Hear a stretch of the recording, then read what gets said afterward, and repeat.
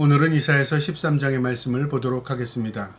이사야서는 1장부터 12장까지의 내용에는 하나님의 택함받은 백성인 남유다에게 주는 경고의 메시지와 함께 또 그들 가운데 구별하고 택함받은 백성들을 회복시키겠다는 회복의 메시지가 병행해서 기록되어 있습니다. 이제 이 13장부터의 내용은 이스라엘을 중심으로 흩어져 있는 이 열방에게 주는 경고의 메시지인데요. 이스라엘을 괴롭히고 이스라엘을 침략했던 그 나라들을 하나님께서 심판하시겠다는 내용입니다. 그러니까 이 심판과 경고의 메시지는요, 그들이 깨닫고 하나님 앞에 회개하고 돌아오면 긍휼과 은혜의 메시지이지만 그들이 그 말씀을 거부하고 우습게 여기면 그 말씀이 그대로 이루어지는 것입니다. 예언입니다.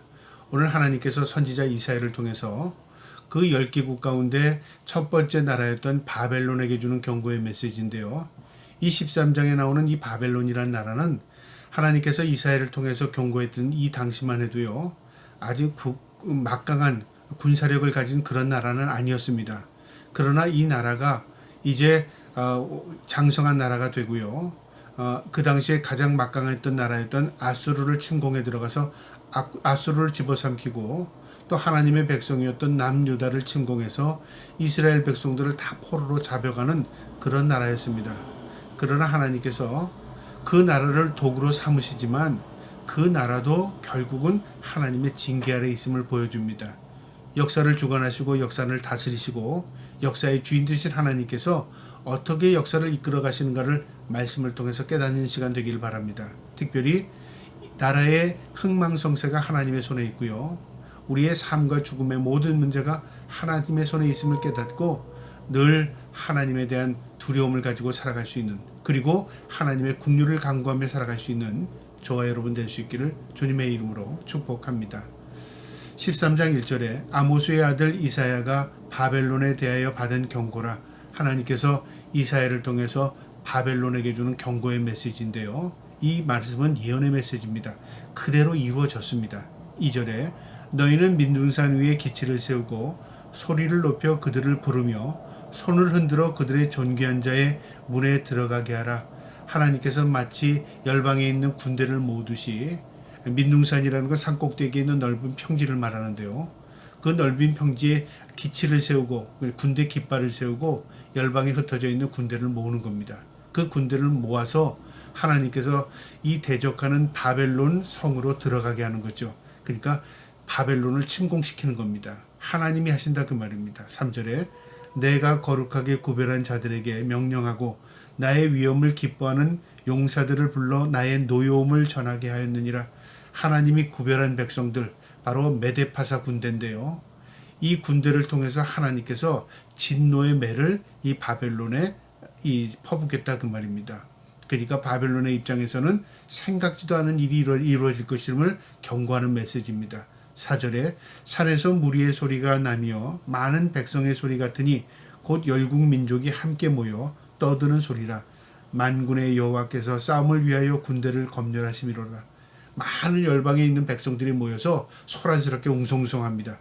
그런데 하나님께서 그들을 검열하신다. 하나님께서 그들에게 질서를 잡으시고 하나님께서 그들을 사열하시는 것처럼 이렇게 상징적인 의미를 표현합니다.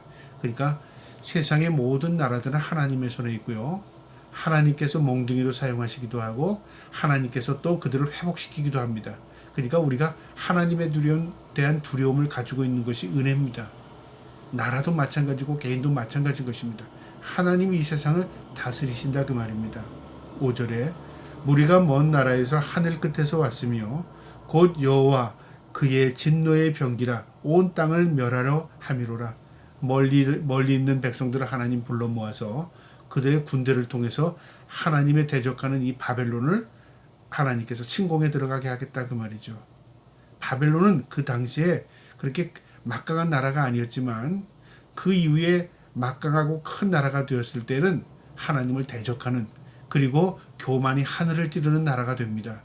그것이 이 경고의 메시지인데 이 경고를 그들은 우습게 여긴 거죠. 결국은 그 바벨론이라는 막강한 나라도 하나님께서 페르시아를 통해서 하나님께서 진멸하십니다. 6절에요. 너희는 애국할지어다. 여호와의 날이 가까웠으니 전능자에게서 멸망이 임할 것임이라. 너희는 슬피 울라 그 말이죠. 애곡하라 그 말이죠. 왜냐하면 하나님의 심판의 날이 너희에게도 가까이 왔다. 너희가 멸망의 날이 가까이 왔다 그 말이죠.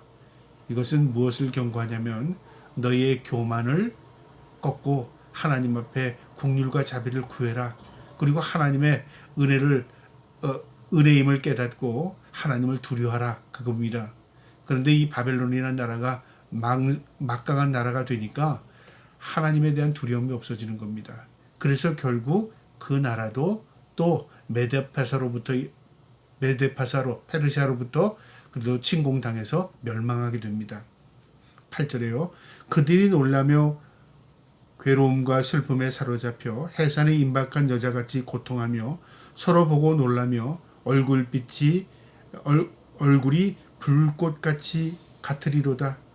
이 바빌론이라는 나라가 생각지도 않은 놀라움과 괴로움과 슬픔에 쌓이게 되고요. 마치 여인이 가장 큰 고통을 받는 해산의 고통처럼 고통이 밀려올 것이고 그들의 얼굴은 붉어질 것이다. 그러니까 벌게진다 그 말이죠. 그러니까 하나님의 심판이 임하게 되면 아무리 강성한 나라도 아무리 군사력이 막강한 나라도 하나님의 심판 안에서 모두 두렵고 떨 수밖에 없다 그 말입니다. 9절에 보라 여호와의 날 곧 잔혹이 분냄과 맹렬히 노하는 날 이르러 땅을 황폐하게 하며 그 중에서 죄인들을 멸하리니 하나님이 심판하시겠다 그 말이죠. 하나님께서 하나님의 몽둥이를 드시겠다 그 말입니다. 10절에 하늘의 별들과 별무리가 그 빛을 내지 아니하며 해가 돋아도 어두우며 달이 그 빛을 비추지 아니하리로다. 하나님의 심판이 임하게 되면 하나님께서 이방 나라를 통해서도 징계하시지만 자연재해를 통해서도 하나님이 심판하십니다. 해와 달과 별의 빛을 잃는다는 건 뭐냐면 마치 요한계시록의 마지막 때의 현상처럼 전쟁을 통해서도 나타날 수 있는 현상이고요. 자연재해를 통해서도 오늘날도 나타나는 현상입니다. 그러니까 자연을 다스리는 하나님께서 자연을 통해서도 인류를 심판하실 수 있고 인류를 징계하실 수 있는 것입니다. 그래서 우리가 하나님에 대한 두려움을 갖고 살아야 하는 것입니다. 11절에 내가 세상의 악과 악인의 죄를 멸하며 교만한 자의 오만을 끊으며 강포한 자의 거만을 낮출 것이며 하나님이 미워하시는 악한 행동, 하나님이 미워하시는 교만, 하나님이 미워하시는 강팍한 마음, 강포 이런 모든 것들을 하나님께서 다 쓸어버리고 심판하시겠다는 거죠. 나라도 그렇고 개인도 그렇습니다. 그리고 그래서 우리가 하나님 앞에 겸손하게 사는 게 은혜고요. 나라도 하나님에 대한 두려움을 갖고 세워지는 나라가 강성한 나라가 되는 것입니다. 하나님에 대한 두려움 이것이 우리 자신에겐 큰 은혜와 긍휼입니다. 12절에요. 내가 사람을 순금보다 희소하게 하며 인생을 오빌의 금보다 희귀하게 하리로다. 금, 그 가운데서 오빌의 금은 99.9%의 아주 순금, 아주 비싼 금, 좋은 고급의 금입니다. 이건 구하기도 힘듭니다. 그러니까 희소성을 의미하는 거죠. 사람이 전쟁을 나서 사람들이 죽게 되면요, 인구가 폭발적으로 줄어듭니다. 그러면 사람이 사람 보기가 아주 힘들어지는 거죠. 그런 일들이 전쟁을 통해서 일어납니다. 1차 대전, 2차 대전, 이런 전쟁을 통해서 나라마다 인구가 폭발적으로 줄어들었습니다. 그래서 전쟁은요, 사람 수가 가장 급속도로 줄어드는 그런 계기가 됩니다. 하나님께서 심판도 그렇습니다. 심판이 임하게 되면 인간이 인간을 보기가 힘들어진다 그 말이죠. 모두 다 죽기 때문에 그렇습니다. 그래서 하나님에 대한 두려움을 가져야 하는 것입니다. 심판주는 하나님이시기 때문에.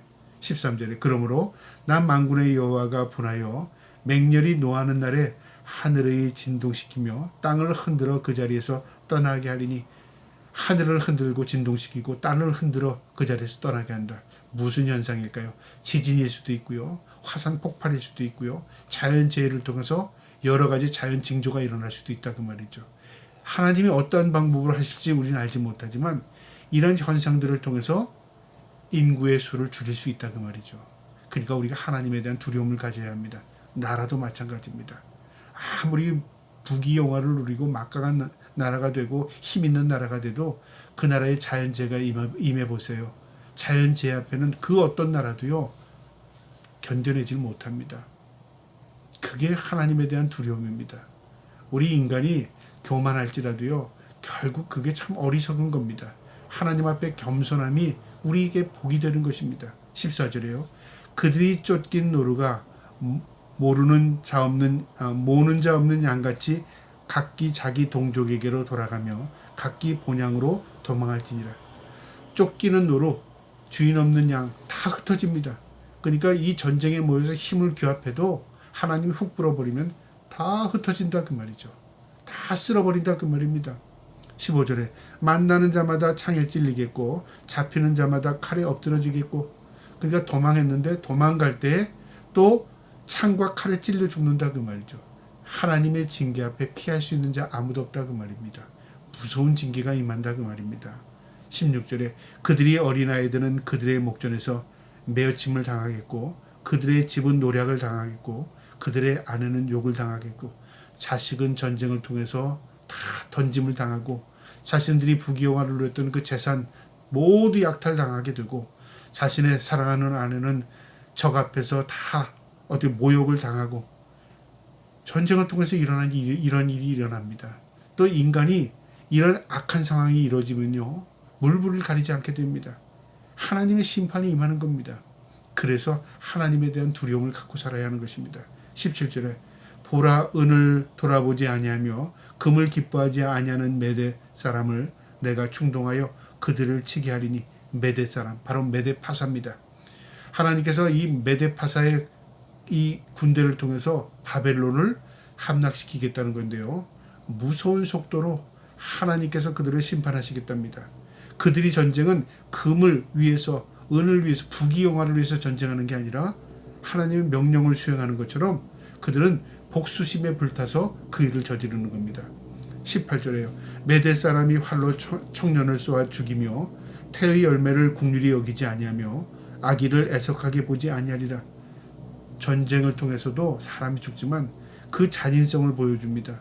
얼마나 무섭게 하냐면 어린아이든 임신한 여자든 닥치는 대로 다 죽인다 그 말이죠. 19절에 열국의 영광이요 갈대아 사람이 자랑하는 놀이개가 된 바벨론이 하나님께 멸망을 당한 소돔과 고모라 같게 되리니. 하나님의 불로 심판을 받았던 소돔과 고모라처럼 메대 파사의 군대를 통해서 바벨론이 심판을 받게 될 것이다 그 말이죠. 20절에 이곳에 거주한 자가 없겠고 그 처할 사람이 대대 없을 것이며 아라비아 사람도 거기에 장막을 치지 아니하며 목자들도 그곳에 그들의 양떼를 쉬게 하지 아니할 것이며. 모두 황폐하게 됐으니까 사람들이 그 근처에 가지 않는 겁니다. 전쟁으로 완전히 초토화된 겁니다. 그리고 자연재해로 인해서 완전히 매몰되고 다 없어져 버린 겁니다. 오늘날 그렇게 화려했던 바벨론 국가, 이 바벨론 국가의 흔적들이 다 땅속에 묻혀버렸습니다. 그리고 그 흔적들이 지금 몇몇 남아있지만 화롭고 그 당시에 그 부귀영화, 그 당시에 그 찬란했던 그들이 세웠던 그 풍성한 것들이 오늘날 보면요, 야, 이런 것들이 어떻게 남지 않고 모두 소멸됐을까 놀라울 따름입니다. 땅에 다 매몰되고 흩어지고 다 약탈당해 버렸습니다. 그리고 황폐한 땅이 되어버린 겁니다. 하나님의 심판은 이처럼 무서운 것입니다. 마지막 절 22절에요. 그의 궁성에는 승냥이가 부르짖을 것이며 화려했던 궁정에는 들깨들이 올 것이며 그의 때가 가까우며 그의 날이 오래지 아니하리라. 그러니까 이 심판은 오래 이후에 일어날 일이 아니라고 말이죠. 이 예언의 말씀은 이 말씀이 이루어진 날, 이 시점이 이 이후에 150에서 180년 후에 이 말씀이 그대로 임합니다. 그리고 그 땅은 황폐하게 됩니다. 22절처럼 궁성에는 승냥이가 부르짖으며 화려한 궁에는 들깨가, 늑대들이 울부짖는 소리가 들린다 그 말이죠. 그러니까 사람이 살 수 없는 야생의 땅이 될 것이다 그 말입니다. 하나님께서 심판에 임하게 되면 이처럼 화려했던 나라, 화려한 문화를 자랑했던 이 바벨론도요, 하루아침에 이처럼 황폐한 땅이 되어버릴 수밖에 없다 그 말입니다. 오늘 이 심판의 메시지는 이사야를 통해서 하나님께서 경고한 메시지고요. 그들이 이 말씀을 우습게 여기고 받아들이지 않았습니다. 결국 이 말씀은 그대로 이루어졌습니다. 우리가 이 성경 말씀을 통해서 역사를 통해서 비춰봅니다. 하나님의 말씀은 1.1에도 땅에 떨어짐 없이 그대로 이루어지는구나. 그리고 우리가 하나님의 말씀의 경고를 받아들일 때 이것이 은혜이고 이것이 긍휼이고 우리가 하나님의 말씀으로 돌아가고 하나님의 말씀으로 우리 자신이 하나님 앞에 회개하고 통회할 때 우리에겐 큰 은혜가 임하는구나. 그것을 깨닫게 되는 것입니다. 저와 여러분이 하나님의 말씀을 붙들고 늘 하나님만을 두려워하며 살 수 있기를 주님의 이름으로 축복합니다. 아멘.